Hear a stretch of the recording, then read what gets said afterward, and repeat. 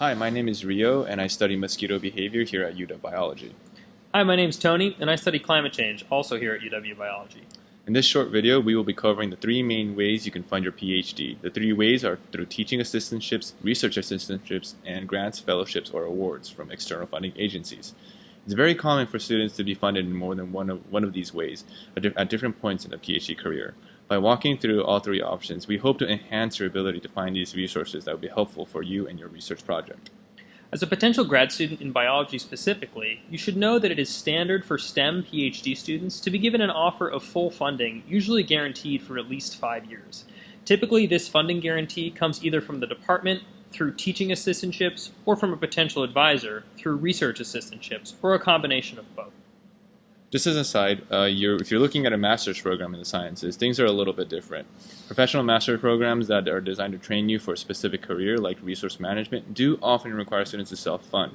But even if you're only interested in a master's, you can and should still look for funded opportunities, which do exist. They usually involve signing on for a specific research project instead of coming up with your own idea. We'll link to some resources below.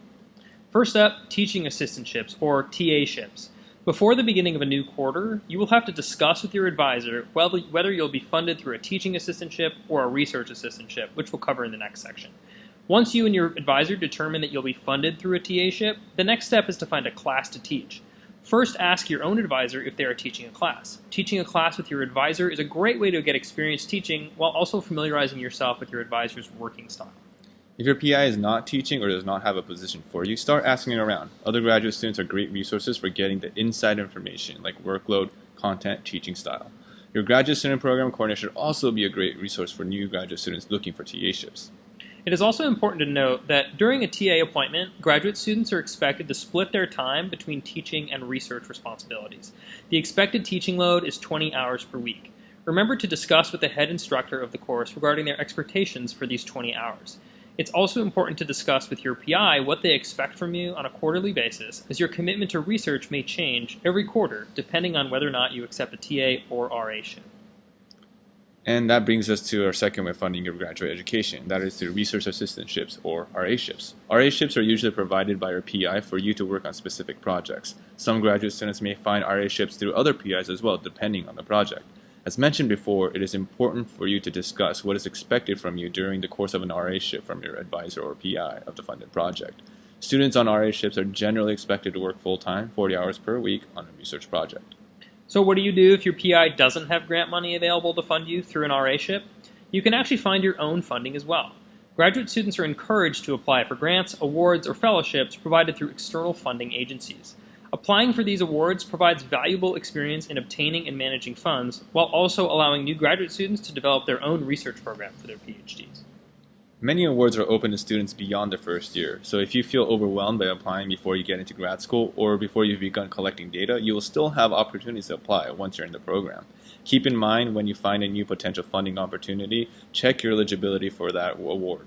If the solicitations are unclear, don't be afraid to call this grant or funding manager of that specific organization. This is key for you to efficiently navigate through different funding opportunities.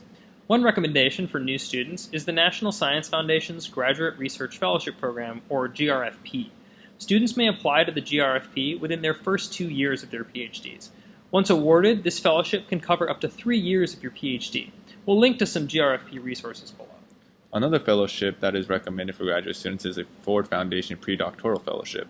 The Ford Foundation provides a number of fellowships for scientists at different stages in their careers, which are aimed to promote ethnic and racial diversity in the sciences.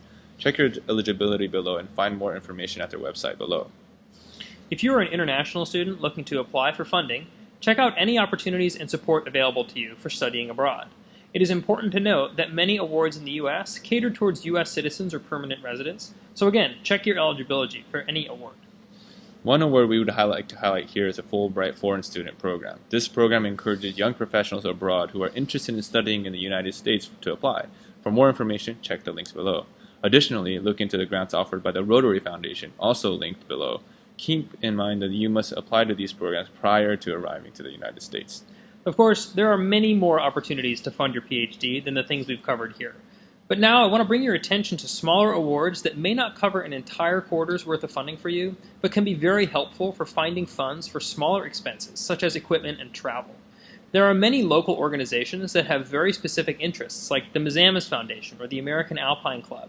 If your research aligns with the interests of any of these smaller awards, we highly encourage you to apply. All right. Well, we hope that covers the basics. The key to funding is to keep searching. Funding for research, big or small, is always helpful. So be vigilant and always be ready to read the solicitations. And regarding TA-ships and RA-ships, the key is to communicate with your advisor and the class instructor regarding the expected time commitments and work. Figuring this out early will allow you to work around any time constraints and have realistic goals for the duration of your PhD. So good luck and have fun with your research. All right. Thanks.